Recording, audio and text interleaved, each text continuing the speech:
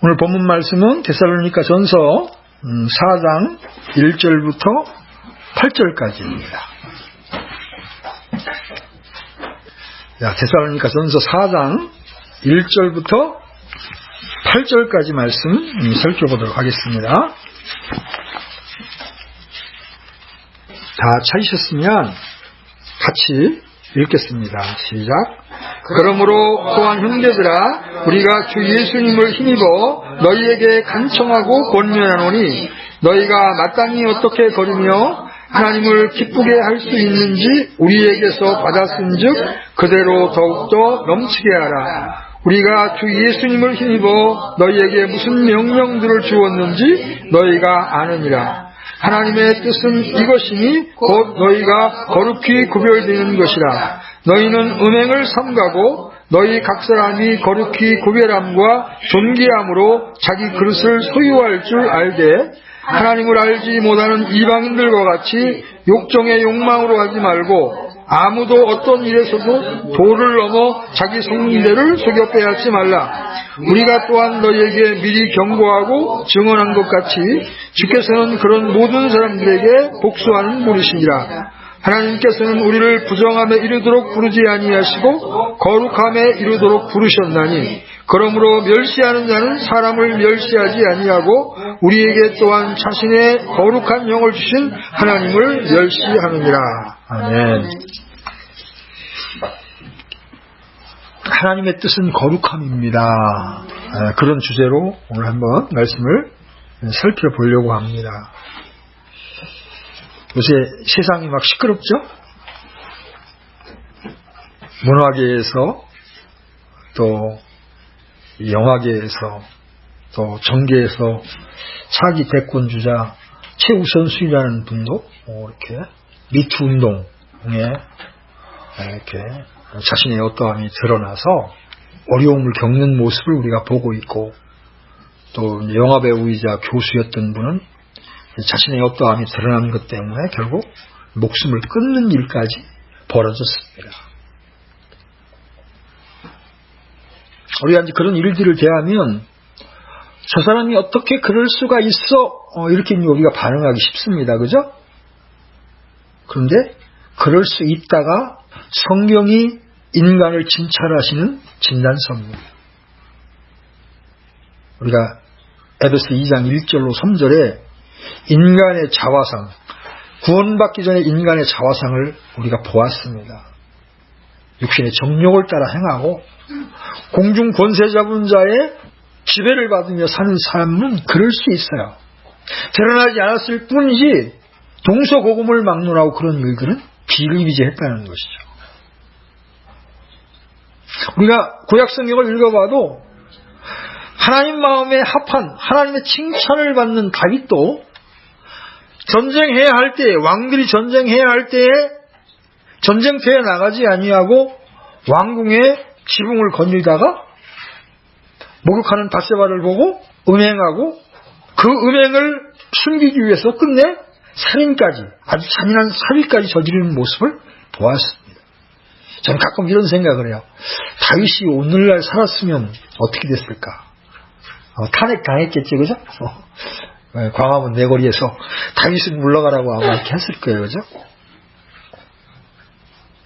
우리가 이런 사회 현상을 바라보면서 신자인 우리가 어떠한 태도로 살아야 되는가, 그것이 오늘 이제 우리가 나누어야 될 주제입니다.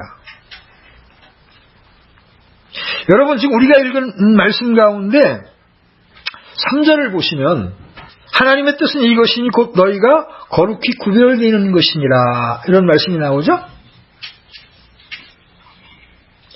우리를 향한 하나님의 뜻이라고 하면 사람들이 어떻게 생각하느냐면, 내가 사역자의 삶을 살고 아니면 선교사로 지원을 하고 그 선교지에서 삶을 불태우면서 전도를 많이 해서 영혼들을 구령해 오는 것, 그런 것까지는 아니라면 그래서 무언가 남들보다 더 헌신된 삶을 사는 것, 이것을 우리가 이제 하나님의 뜻이라고 생각하기가 쉽습니다. 물론 그것들이 틀린 건 아니에요. 하지만 우리 신자들을 향한 하나님의 보편적인 뜻은 그런 것만이 아닙니다. 오늘 본문에 의하면 우리를 향하신 하나님의 뜻이 무엇입니까? 하나님의 뜻은 이것이니 너희의 거룩함이니라. 사도는 신자의 평생의 삶에서 성화의 삶의 가장 실천적인 부분임을 오늘 본문을 통해서 보여주고 있습니다. 곧 성도들인 여러분이 거룩히 구별되는 삶을 살라는 것입니다. 그래서 그 거룩함과 대비되는 삶인 음행을 멀리하라고 권하고 있습니다. 따라서 음행이 우리의 실제 삶 속에서 거룩과 밀접한 관계를 가지고 있는 것임을 알 수가 있어요. 그래서 성경의 저자이신 성령님께서 이와 같이 표현하고 있음을 주목해서 오늘 말씀을 여러분 보시기를 바랍니다.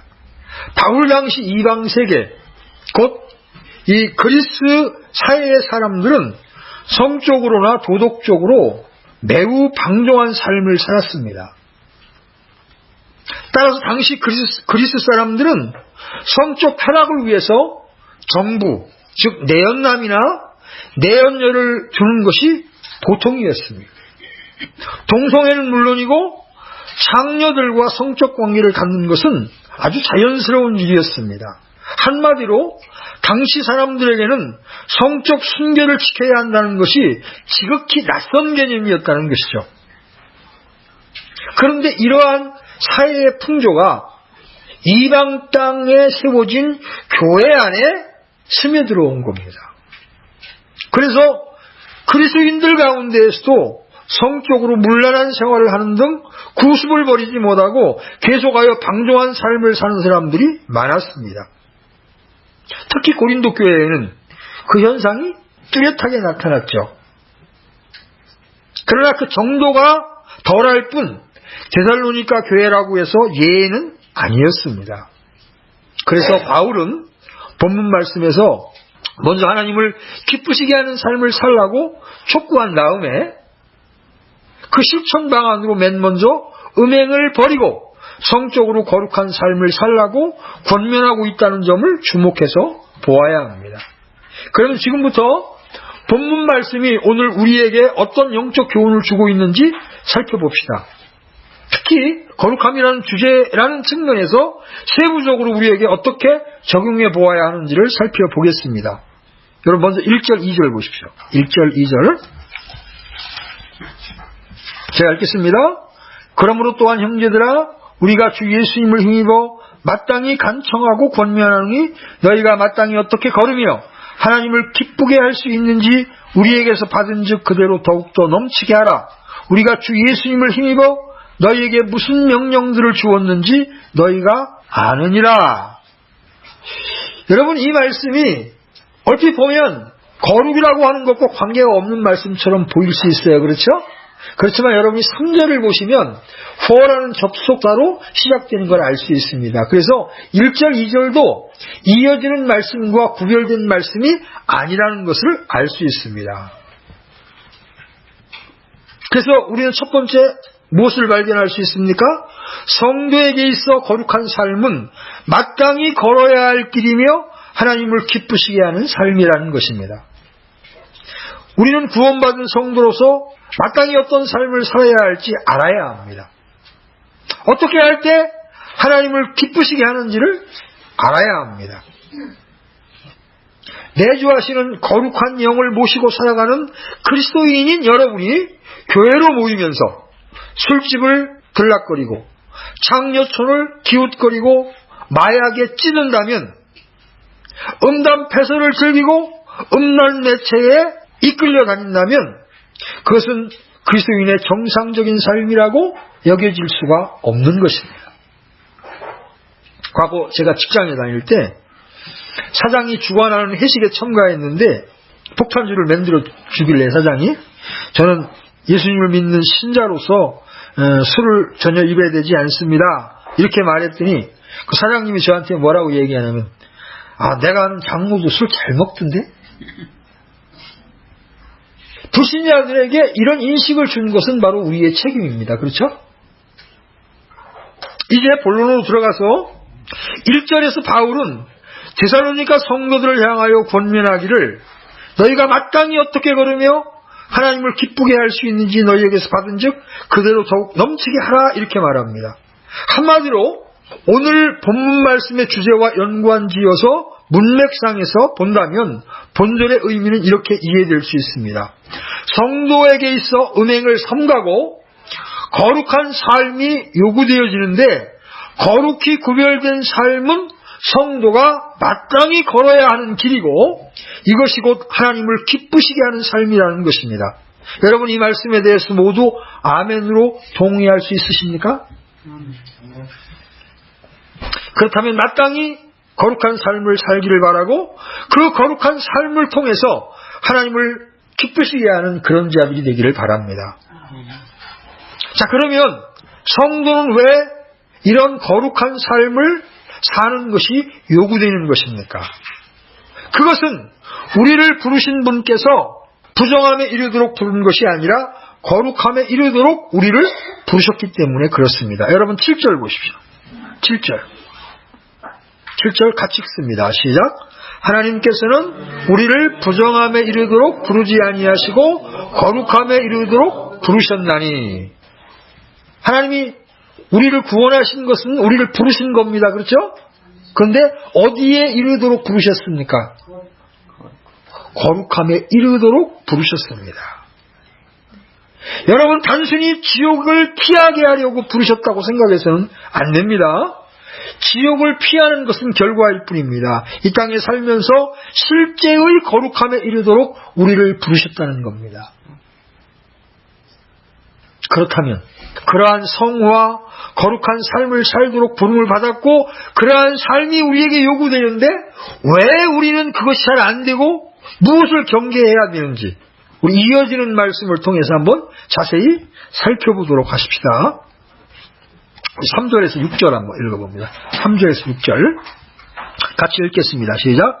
하나님의 뜻은 이것이니 곧 너희가 거룩히 구별되는 것이라. 너희는 음행을 삼가고 너희 각 사람이 거룩히 구별함과 존귀함으로 자기 그릇을 소유할 줄 알되, 하나님을 알지 못하는 이방인들과 같이 욕정의 욕망으로 하지 말고, 아무도 어떤 일에서도 도를 넘어 자기 형제를 속여 빼앗지 말라. 우리가 또한 너희에게 미리 경고하고 증언한 것 같이 주께서는 그런 모든 자들에게 복수하는 분이시니라. 이제 두 번째로 바울은 음행은 성도의 거룩함에 있어서 최대의 적이라는 것을 말씀해주고 있습니다. 그것이 어떤 형태든, 간통이든 혼외정사든 동성애든 성도착이든 매춘이든 그것은 거룩한 우리의 신앙생활을 방해하는 것이라고 말하고 있습니다. 그래서 3절에서는 음란한 성적 생활을 삼가라고 명령하고 있고, 4절에서는 자기 그릇을 거룩하고 존귀히 여기는 마음으로 임해야 한다고 말씀하고 있습니다. 여기서 자기 그릇은 배우자를 의미하는 겁니다. 5절에서는 하나님을 모르는 이방인들처럼 성적인 욕망에 사로잡히지 말라고 말하고 있습니다. 6절에서는 부부관계를 넘어서 형제의 아내를 탐내지 말라고 권면하고 있습니다. 왜냐하면 이 음행은 하나님과의 관계를 극도로 파괴하기 때문에 그렇습니다. 성경은 음행이 성도로 하여금 하나님을 알지 못하게 한다고 증거합니다. 여러분 여기를 적어놓으시고 호세아서 5장 4절 가보겠습니다. 구약성경 호세아서 5장 4절.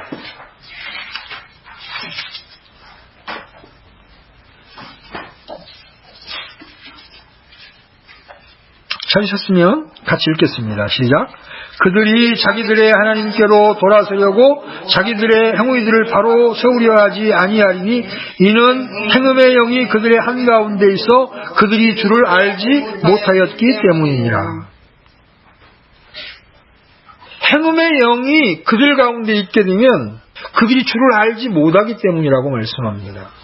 그러므로 음행은 성도의 거룩한 삶을 저해야 하는 최대의 걸림돌이자 대적이 되는 것입니다. 여러분도 알다시피 오늘날 성적인 문제는 실로 최악의 상황까지 치닫고 있습니다. 그래서 사람들은 성과 관련된 문제에 대해서 전혀 감각이 없습니다. 가령 여기 이제 우리 젊은 청년 자매들 있으니까 잘 들으세요. 혼전 성관계는 그리 어려운 문제가 되지 않고 있습니다. 단지 한순간 사랑한다는 감정만 있다면 얼마든지 가능한 사랑의 표현일 뿐이라고 생각하는 겁니다. 또한 인터넷을 통한 성매매는 참으로 입에 담기조차 민망할 정도입니다.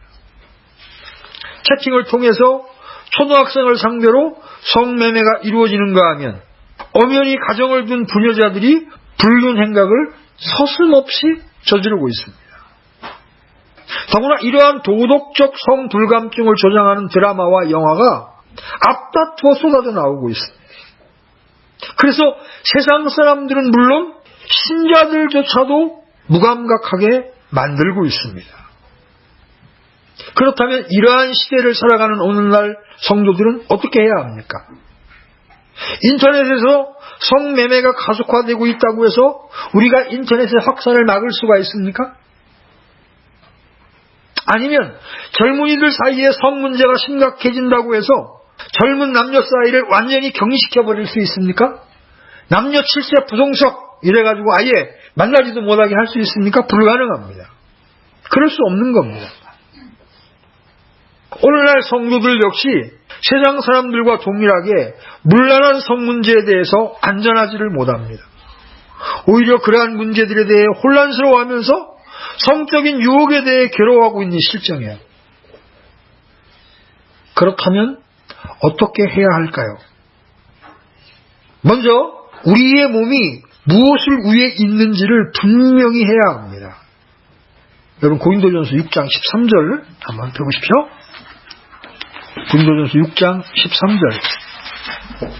여러분이 구원받았다면 구원받는 즉시 여러분의 몸은 누구의 것이 되는 겁니까?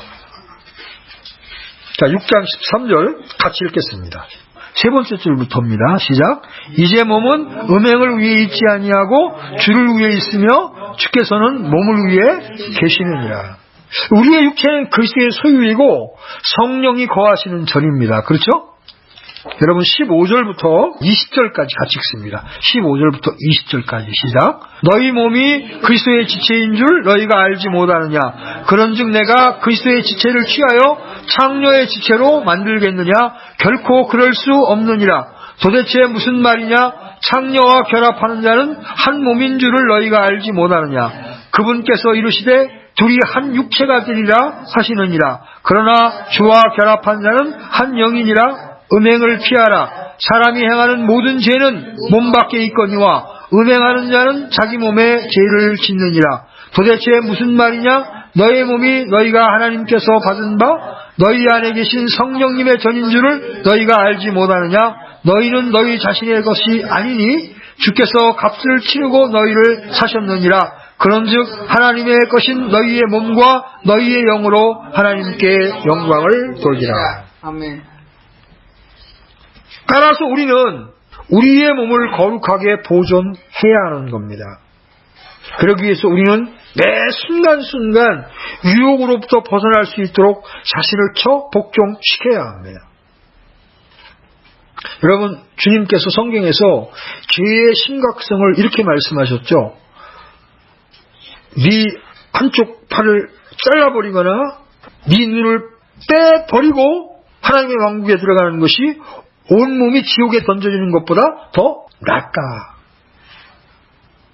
그 죄가 우리에게 미칠 영향을 생각한다면 우리가 함부로 행할 수가 없다는 것이죠. 그래서 우리는 모든 은행과 유혹을 단호하게 물리치지 않으면 안 될 것입니다. 자, 우리 에베소 5장 3절도 한번 가보십시다.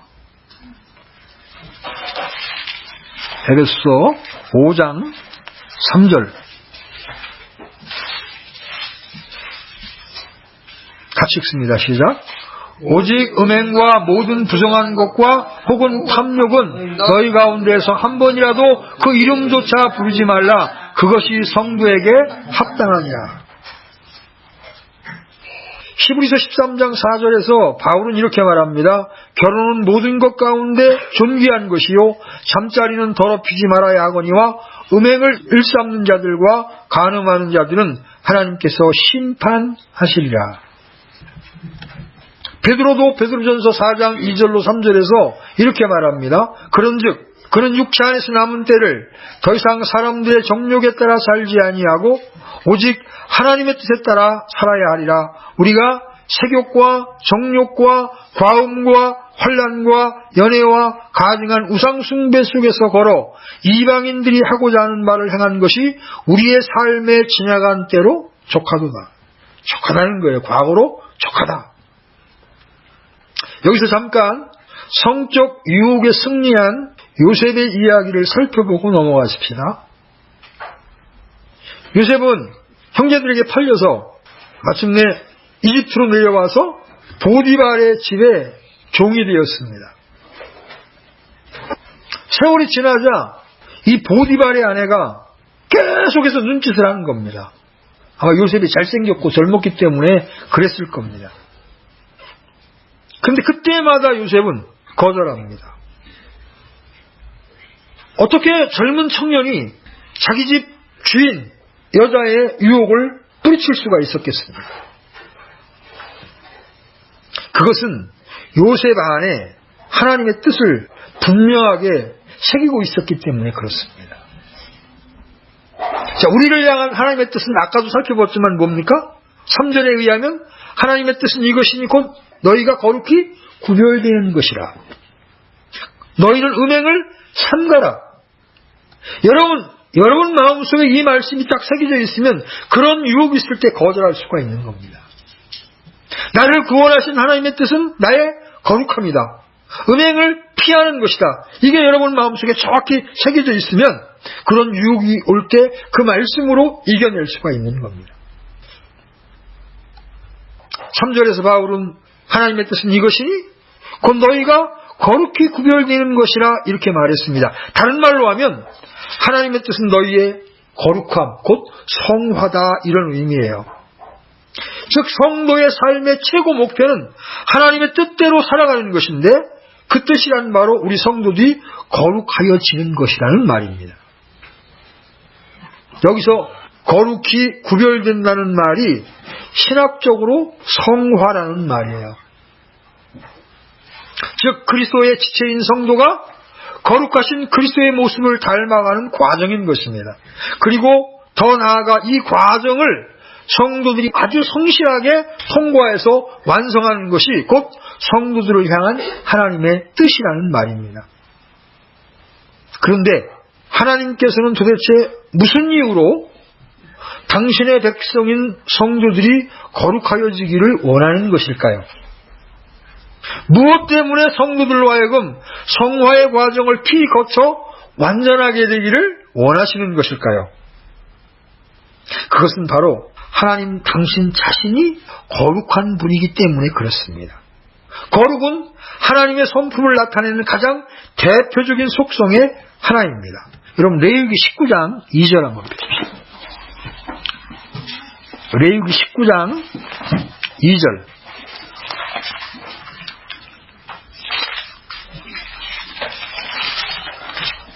찾으셨으면 같이 읽겠습니다. 시작. 이스라엘 자손의 온 회중에게 말하고 그들에게 이르다 나 주 너희 하나님이 거룩하니 너희는 거룩할지니라. 내가 거룩하니 너희도 거룩할지니라. 하나님이 거룩한 분이시기에 하나님의 백성인 우리도 마땅히 거룩해야 된다고 하나님 우리에게 말씀하고 계십니다. 결국 하나님은 성도들의 아버지로서 당신의 자녀들이 당신을 닮기를 원하시는 것입니다. 즉 하나님이 거룩하시듯 당신의 자녀들 역시 거룩할 것을 요구하시는 것입니다. 여러분 레위기 11장 45절도 한번 가보죠. 레위기 11장 45절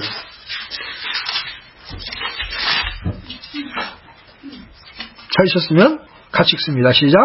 나는 너희 하나님이 되려고 너희를 이집트 땅에서 데리고 올라오는 주니라. 그런즉 내가 거룩하니 너희는 거룩할지니라. 아멘. 그 이스라엘을 불러내서 이스라엘 백성들의 거룩을 요구하셨던 그 하나님께서 오늘 신약 성도들에게도 동일하게 우리를 지옥의 형벌로부터 건져내신 다음에 이 약한 세상에서 우리를 건져내신 다음에 우리에게 거룩할 것을 요구하고 계십니다. 아멘. 따라서 성도는 거룩하여지기 위해 힘써야 합니다. 비록 우리가 하나님을 믿음으로 구원받은 하나님의 자녀가 된 것은 사실이지만 하나님께서는 우리가 여기에 머물지 말고 그리스도의 장성한 분량에 충만한 데까지 이르기를 원하신다는 겁니다. 그러기 위해서 우리는 우리 자신을 부단히 훈련시켜야 합니다. 즉 하나님의 말씀을 두려워할 줄 알고 내주하시는 성령의 인도에 순종하는 삶을 살도록 부단히 훈련해야 한다는 말이죠. 왜냐하면 성화란 본질적으로 영적인 훈련을 통해서 이루어지는 것이기 때문에 그렇습니다. 주님을 믿은 지 10년이 되었던 20년이 되었던 이러한 영적인 훈련을 받지 못한다면 그는 여전히 그리스도 안에서 어린아이가 되는 거예요. 그런 점에서 성도의 성화의 길은 산 정상을 오르는 것과 유사합니다. 즉 성도는 구원받고 침례를 받은 후 끝난 것이 아니라 하나님의 거룩함이라는 사봉우리를 향하여 끊임없이 올라가야 하는 겁니다. 산을 오르다 보면 지쳐서 쓰러질 때도 있고 잠시 쉬기 위해 멈출 때도 있지만 산 정상을 향해 나아가야 정상에 오를 수가 있습니다. 물론 성화의 길이란 내 몸을 부단히 힘들게 애써서 가는 그런 길은 아닙니다. 그렇지만 구원, 곧 칭의에서 출발해서 하나님이 원하시는 거룩함에 이르기 위해 성화의 과정을 평생에 걸쳐 이루어가는 과정입니다. 따라서 비록 성도에게 있어서 이 세상에서 정상 탈환의 기쁨이 허락되지 않을 수 있지만 부단히 올라가야 한다는 사실은 부정할 수가 없는 겁니다. 그래서 성도는 죽을 때까지 저 높은 곳을 향하여 끊임없이 전진하고 전진해야 하는 겁니다. 왜냐하면 이것이 바로 우리를 향하신 하나님의 뜻이기 때문에 그렇습니다. 그렇습니다. 우리를 향한 하나님의 뜻은 바로 우리의 거룩함입니다. 하나님께서는 우리가 성결한 삶을 살기 위해 애쓰고 훈련하는 모습을 가장 기뻐하십니다. 그러므로 하나님의 거룩하심을 본받아 늘 거룩한 삶을 영위하시기를 여러분에게 부탁을 드립니다. 이 로마서 6장 19절 한번 열어보시죠. 로마서 6장 19절. 우리는 우리 몸을 가지고 마귀의 종노릇을 할 수도 있고 하나님의 의의 도구로도 쓰임받을 수 있습니다. 우리가 어떤 선택을 하는가, 우리가 무엇을 선택하느냐에 따라서 정반대로 우리가 사용될 수 있는 거예요. 로마서 6장 19절 우리 같이 읽겠습니다. 시작. 너희의 육신이 연약함으로 내가 사람들의 관례대로 말하노니 전에 너희가 너희의 지체를 부정함과 불법에게 종으로 내주어 불법에 이른 것 같이 이제는 너희의 지체를 의에게 종으로 내주어 거룩함에 이르라. 여러분의 몸을 그리스도께 내어주십시오.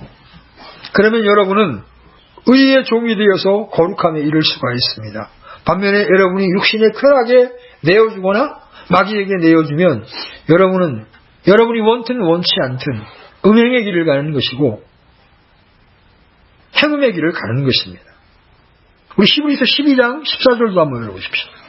히브리서 12장 14절.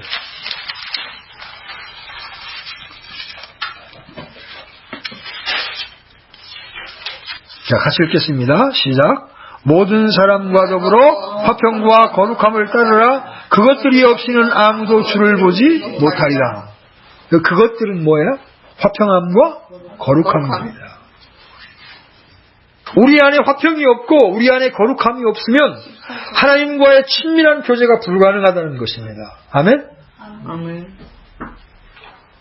다시 데살로니가전서 4장으로 넘어가셔서 5절 보세요. 5절.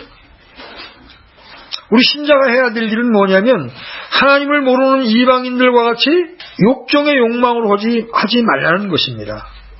5절 같이 읽습니다. 시작.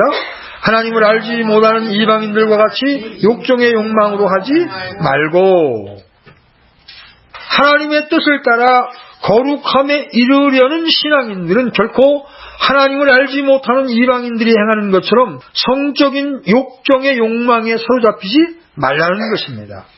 여기서 이방인이란 하나님을 믿지 않는 자들이라는 말인데 바울은 이들 이방인들의 특징을 가리켜 뭐라 그래요? 하나님을 알지 못하는 자들이다 이렇게 말합니다.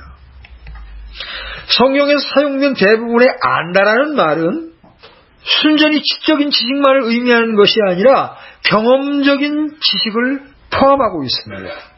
그래서 우리가 하나님을 아는 지식이라고 할 때 그것은 하나님과의 직접적이며 인격적인 교제 안에서 하나님의 생각과 하나님의 뜻과 하나님의 마음이 무엇인가가 체험적으로 습득되어진 것을 의미합니다. 오늘날 실로 많은 사람들이 하나님을 제대로 알지 못하는 거로 불신앙의 늪에서 허덕이고 있습니다. 성적인 문제에 있어서도 자유함을 누리지를 못하고 있습니다.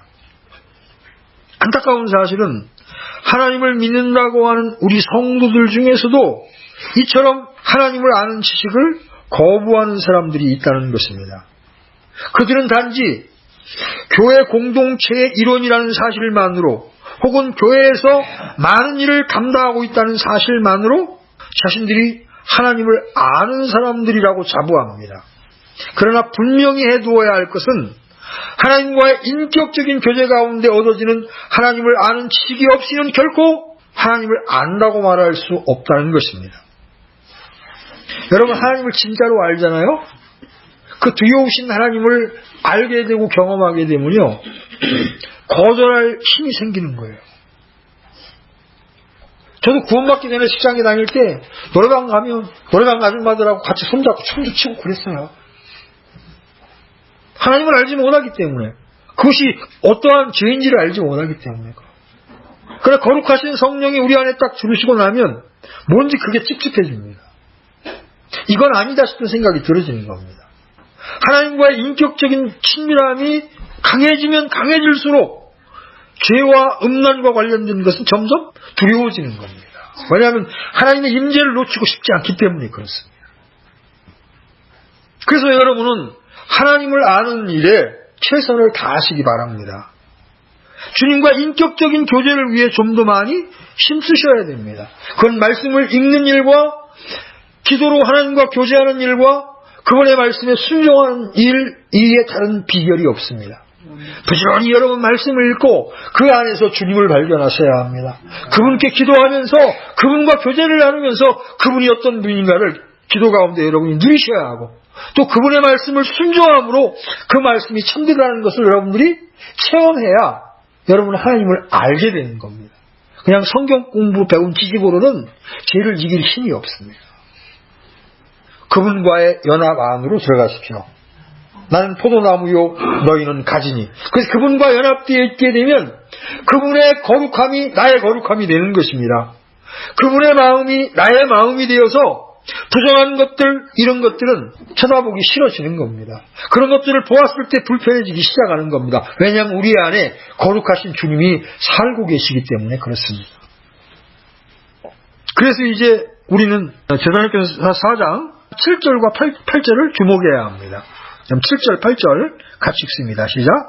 하나님께서는 우리를 부정함에 이르도록 부르지 아니하시고 거룩함에 이르도록 부르셨나니 그러므로 멸시하는 자는 사람을 멸시하지 아니하고 우리에게 또한 자신의 거룩한 영을 주신 하나님을 멸시하느니라. 여기서 우리에게 주신 거룩한 영이라는 표현을 주목하십시오. 바울은 하나님이 우리를 부르신 목적이 우리를 부정케 하심이 아니라 거룩케 하심에 있으며 따라서 만일 우리가 거룩한 삶을 살지 않는다고 하면 이는 사람을 무시하는 것이 아니라 우리에게 성령을 주신 하나님을 무시하는 거라고 말씀하고 있는 겁니다. 그러므로 우리는 하나님의 부르심의 의도에 따라 거룩하게 살아야 할 책임이 있는 겁니다. 그런데 우리가 그와 같이 거룩한 삶을 살아갈 수 있는 것은 우리 안에 거룩한 영, 바로 성령이 거하기 때문이라는 거예요. 성령님은 우리 안에 오셔서 우리 안에서 죄를 억제하십니다.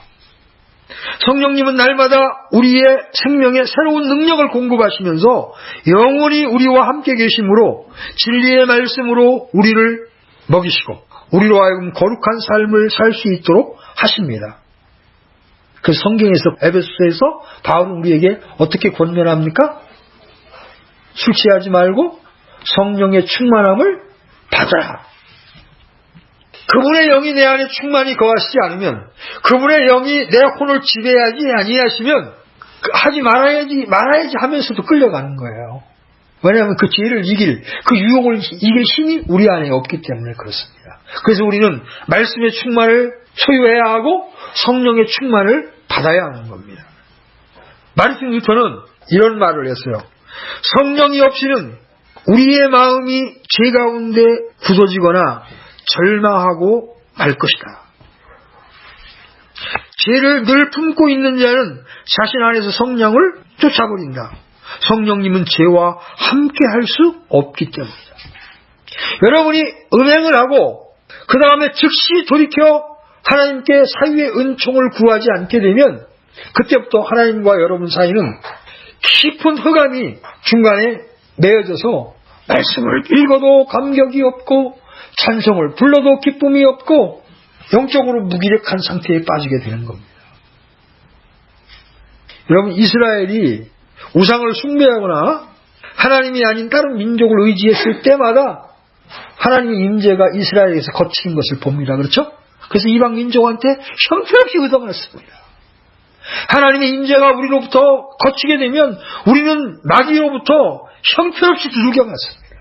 그래서 그리스도인들이 타락하면요, 세상 사람들이 타락한 것보다 그 모습이 더 비참하게 변해버리는 거예요. 루터가 한 이 말은 성령께서 우리 안에서 우리를 죄로부터 차단하고 보호하려고 얼마나 애쓰고 계시는가에 대해서 잘 보여주고 있습니다. 그러므로 성도들은 이러한 사역을 감당하시는 성령님께 우리를 지배할 수 있는 전권을 넘겨드려야 합니다. 그러할 때 비로소 우리는 거룩한 삶을 실제로 살 수가 있는 겁니다. 성령께서 우리의 온 몸과 온 생각을 전적으로 주관하심으로써 우리 속에 있는 모든 더러운 죄를 제하시고 어떠한 악도 틈타지 못하게 막아주시고 결정적으로 우리로 하여금 하나님의 거룩한 말씀대로 살도록 인도해 주십니다. 그렇습니다. 여러분, 우리가 거룩한 삶을 살 수 있는 것은 바로 우리 속에 거룩하게 하시는 영, 곧 성령이 계시기 때문입니다. 부디 이 내주하시는 성령의 소리에 귀와 마음을 여러분 활짝 열어두시기를 바랍니다. 여러분, 고린도전서 3장 16절 가봅니다. 이 고린도 교회는 음행과 관련된 사건이 많았던 교회다 보니까 그런 방면에 이 명령들이 많이 나오고 있습니다. 고린도전서 3장 16절, 7절 같이 읽겠습니다. 시작. 너희가 하나님의 성전인 것과 하나님의 영께서 너희 안에 거하시는 것을 너희가 알지 못하느냐? 누구든지 하나님의 성전을 더럽히면 하나님께서 그를 멸하시리니 하나님의 성전은 거룩하며 너희가 곧 그 성전이니라. 믿으십니까? 아멘. 우리의 몸은 거룩하신 하나님께서 사시는 성전입니다. 자, 결론을 맺겠습니다. 성도를 향한 하나님의 뜻은 우리의 거룩함입니다. 우리는 세상을 본받아 세상과 일치하는 것이 아니라 세상과 구별되어 빛과 소금으로서의 삶을 삶으로 그들에게 살아계신 하나님을 증거해야 되는 자들입니다. 성도는 세상 사람들 가운데 거룩한 삶을 삶으로 그들이 우리를 통해 참빛을 발견하고 참 생명을 맛볼 수 있도록 해야 하는 자들입니다. 특별히 여러분, 이 음행은 신자라 할지라도 하나님의 왕국을 상속받는 데 치명적인 죄라는 사실을 여러분 기억하셔야 합니다. 여러분 마지막으로 피신 고린도전서 6장 9절로 10절 한번 보십시오. 여러분 이 말씀은 여러분들 마음에 깊이 새기셔야 합니다. 6장 9절로 10절입니다. 같이 읽겠습니다. 시작. 불의한 자가 하나님의 왕국을 상속받지 못할 줄을 너희가 알지 못하느냐. 속지 말라. 은행하는 자나 우상 숭배자나 간음하는 자나 여성화된 남자나 남자와 더불어 자신을 욕되게 하는 남자나 도둑질하는 자나 탐욕을 부리는 자나 술 취하는 자나 욕하는 자나 착취하는 자들은 하나님의 왕국을 상속받지 못하리라. 이 상속받지 못하는 첫 번째 죄가 무슨 죄입니까? 음행하는 자입니다. 그렇죠? 음행하는 자는 하나님의 왕국에서 그 어떤 것도 상속받을 수 없다고 경고하고 계십니다. 하나님께서는 우리를 부정함에 이르도록 부르지 아니하시고 거룩함에 이르도록 부르셨습니다. 부디 이러한 사명과 의무가 우리에게 있다는 사실을 여러분 명심하시고 바로 이 시간 이후부터 그러한 사명과 의무를 실천하는 여러분이 되겠다고 결단하는 시간이 되기를 간절히 바랍니다. 아멘. 내가 거룩하니 너희도 거룩할지니라. 아멘. 기도하십시오. 하나님 아버지, 우리를 불러내셔서 거룩함에 이르도록 매 순간 가르쳐 주시니 감사합니다. 이 세상은 참으로 소돔과 고모라의 때처럼 성적으로 너무나 문란하고 혼탁한 그런 가운데 있습니다. 그래서 우리 자신도 너무나 많은 영향을 받고 있는 것이 참 숨길 수 없는 사실입니다. 그러나 오늘 말씀을 통하여 우리가 부정함에 이르도록 부름을 받은 것이 아니라 거룩함에 이르도록 부름받았음을 분명하게 보았습니다. 우리가 이제 이렇게 살기 위하여 하나님의 말씀을 가까이 하고 성령 충만을 하나님 앞에 간구할 때에 주님 우리 안에 그 충만을 허락하셔서 우리가 그 유혹들을 거절하고 그 죄악들을 거절하며 이 땅에서 빛과 소금으로 아름답게 살아갈 수 있도록 저희들에게 힘을 주시고 매 순간 우리의 삶을 간섭해 주시기를 원합니다. 이 세상과 동화되지 아니하고 이 세상을 이기는 자들로 살아갈 수 있도록 저희들에게 힘 주시기를 원합니다. 음행을 거절하고 거룩함을 추구하려고 결단할 때에 주님께서 우리 안에 그러한 능력을 함께 주실 줄로 믿습니다. 우리 모든 지체들, 특별히 우리 젊은 형제자매들이 이러한 삶을 살아갈 수 있도록 주님께서 선하게 간섭하시며 인도해 주시기를 원합니다. 우리를 거룩함으로 불러주신 주님 앞에 이 시간 감사와 찬미를 드립니다. 예수님의 이름으로 기도드렸습니다. 아멘. 아멘.